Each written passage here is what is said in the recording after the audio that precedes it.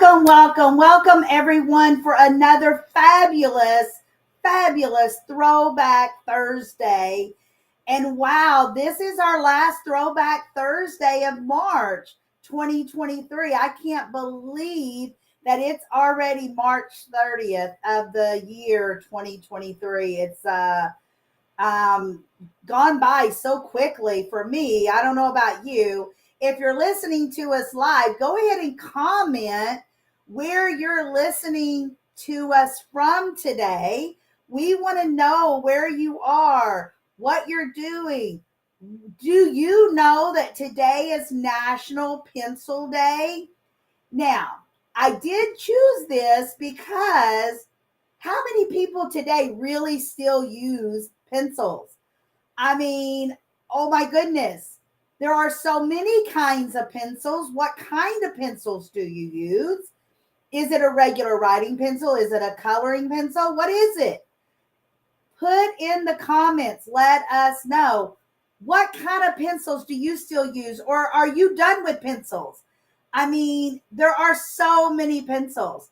And yes, it is a throwback moment because pencils used to be, when I was growing up, it was the thing. That's what we did. Very seldom did we use ink pens. And an ink pen wasn't as valuable as they are today. More people use them now, or a stylus even because of the Chrome notebooks and different phones and things like that uses a stylus pen. But they're really not called pencils, right? They're called pens. So give us your feedback. I want to hear from you in the comments. Okay, today is National Pencil Day. And look how far we have came with pencils. That is for sure.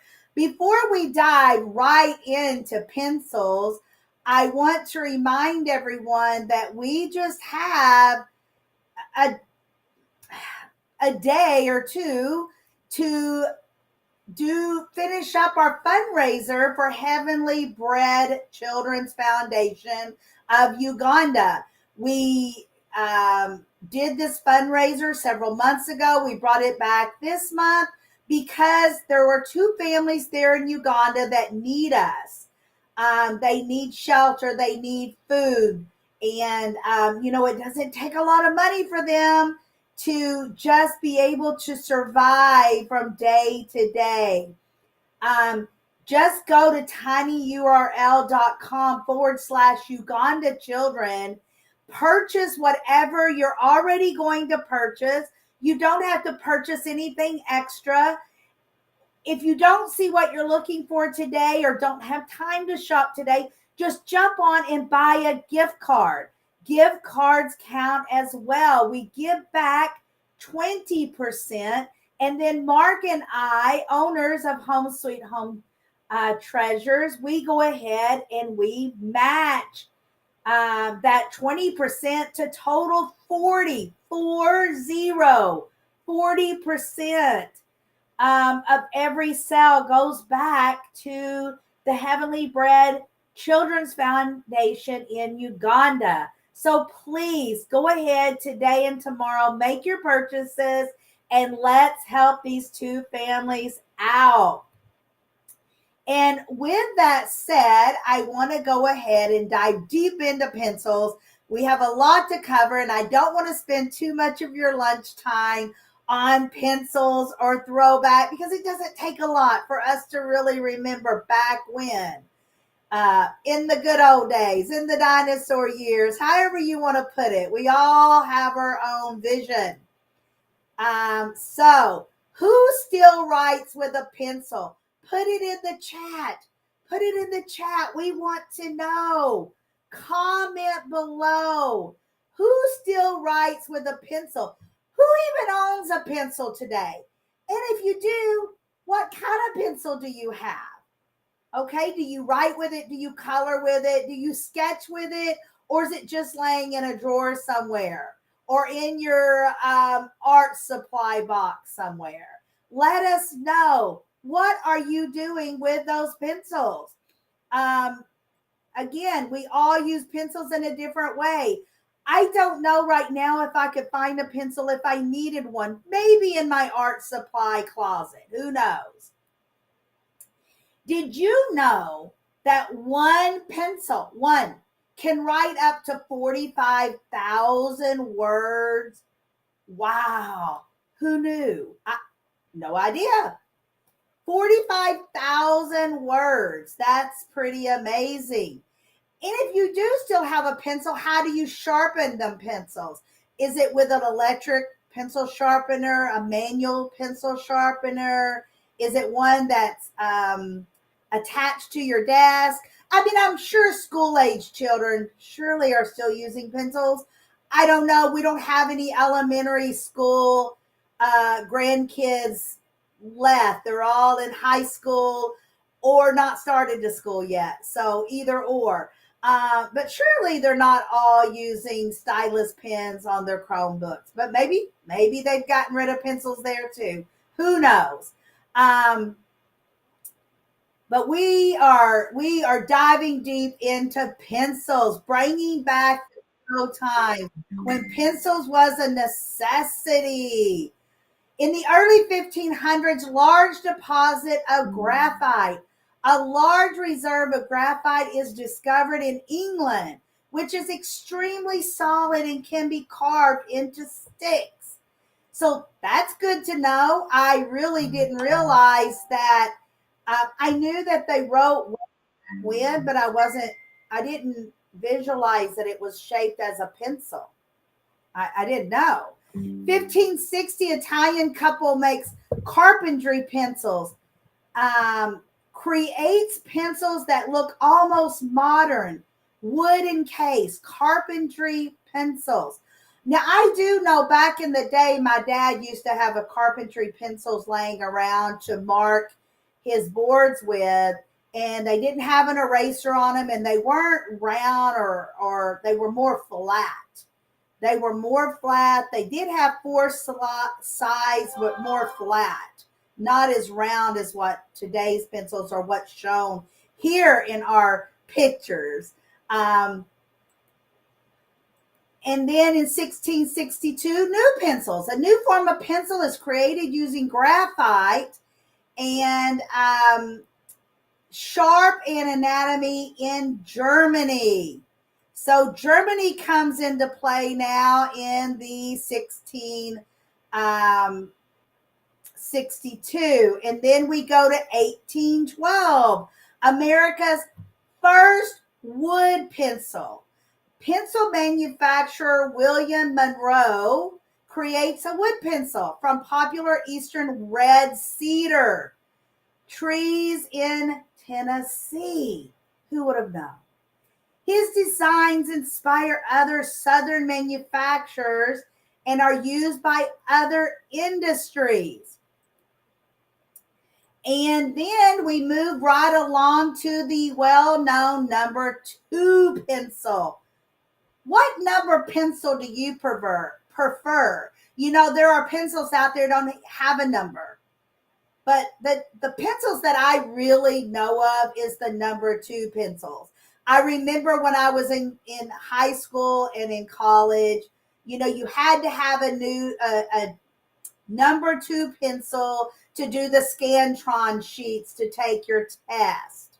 I know, everyone takes tests on the laptops, Chromebooks, notepads, whatever. But Henry David Thoreau and his father substitute clay for wax. A great graphite creates very readable text. This pencil becomes standard in the classroom across the U.S. That's the pencil I really know of. The onesie four, maybe not so much, but maybe my dad's carpentry pencil wasn't a number 2. I'm guessing maybe not. And you know, now that I think about it as a child, I remember my mom hustling around looking for number 2 pencils because they're marked number 2 if they're a number 2 pencil. So maybe that's about the time they started really getting popular. My memory's probably not serving me correct if I guess anything other than that. But I do remember my mom hustling around the house trying to find number two pencils for us. In 1858, Hyman Lipman receives a patent for the first patent for attaching an eraser to a pencil. And remember, I told you when my dad, way back when I was very young, his carpentry pencil did not have a eraser on it. I think I always remember my school pencils always having erasers, but I also remember always having that pink eraser on the side also to erase with. And then later on, it became where you bought the erasers to put over the top of the eraser so that your pencil would last longer. So that's my memory. Is it right? I'm pretty sure, but not 100% sure. But that's what I remember. In 1861, a mass production happened with pencil making. Eberhard Faber builds the first American mass production pencil factory. The Faber, I don't know if I'm saying that right, pencil company in Midtown Manhattan, New York City. Wow, the first pencil factory in New York City. That's pretty phenomenal for sure. And then we go on to 2018. The pencil comes a full circle in the digital age. We go back to using a writing instrument from the Roman ages, the stylus, which erases mistakes, blends colors, and does so much more on the Apple devices around the globe. Now, I don't know of that ever being called a pencil. Around here, I'm in Texas, north of Dallas. I don't ever remember it being called a stylus pencil. I've always heard it called a stylus pen. But hey, maybe it's our area. Maybe I'm not remembering right. Maybe, I don't know. Maybe tell me what your thoughts are on that, because I didn't never remember a stylus being called a pencil. It's for me, my memory says it's always been called a stylus pen. My phone today, I can use a stylus pen on it. I never called a stylus pencil that I know of. But hey, maybe I've been hidden under a rock somewhere. Who knows? I want to know. If you're listening to us live, comment below. If you're watching us on recording, comment #replay. And then go ahead and ask us your questions or let us know what your thoughts are. I want to know. Let us know, because the intriguing minds want to know what your thoughts are, what you know of pencils and stylus, pen or pencil. What do you remember way back when? What shape was your pencils? Were they always number twos? Did they always have erasers? Did you have different kinds of erasers? We want to know. We are wrapping this episode up very quickly today. We know you're very busy. It's springtime. We're working. We're doing lunch. We have preschool children to hustle around to the park and appointments and such.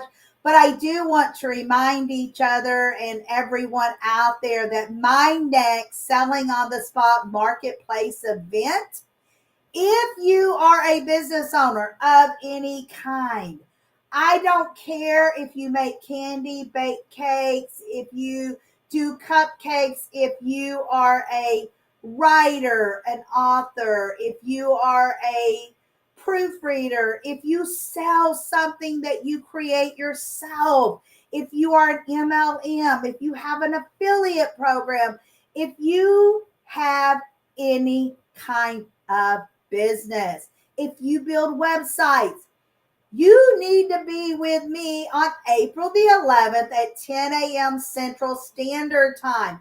Yes, we have the bit.ly link up there for you. And I am a marketplace licensee, and we network together. We make sales. We book appointments. We do it right at the event. And woo, what the connections you will make. So go ahead, reserve your spot today. You do not want to miss out on this event. April the 11th at 10 o'clock Central Standard Time. I already have people signing up that have already signed up, that are already promising to sign up today, but already had some sign up yesterday. So grab your seats, grab your spot. And on the way out, I'm going to just remind you again about our fundraiser. Don't forget about our fundraiser today and tomorrow. It will end tomorrow at midnight. Don't miss out on helping two families in Uganda just put shelter and food for a single mom with children and a grandma that has children to raise. So let's help them out and get them some money in here. 40% of everything you purchase, products or gift cards, will go back to help these two families. So let's jump on and help these families. And with that said, here's just a couple more reminders on the way out. See you later, guys. Here we